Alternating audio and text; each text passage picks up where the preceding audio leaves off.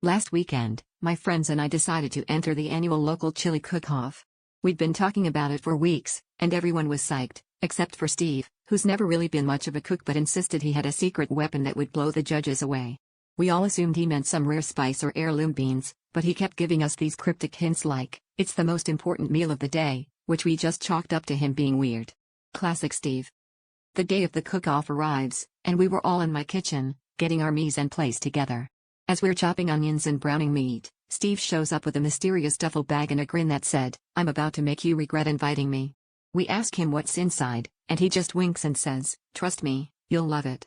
At this point, I'm half expecting some artisanal bacon or a rare chili pepper. Instead, when it's time to add the spices, Steve dramatically unzips his bag and pulls out an assortment of breakfast cereals. We're talking Fruit Loops, Cocoa Puffs, Cap'n Crunch, basically the entire sugary aisle of a 7-Eleven. I stare at him, waiting for a punchline, but Steve is dead serious. Before I can stop him, he starts dumping Cap'n Crunch into the pot like he's auditioning for a Food Network fever dream.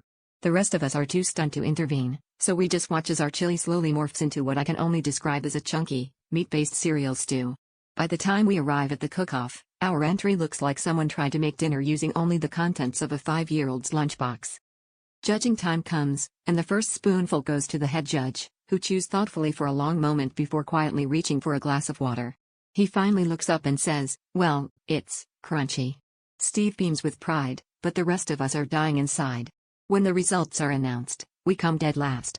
Steve just shrugs and says, "Apparently, Cap'n Crunch is not the captain of flavor."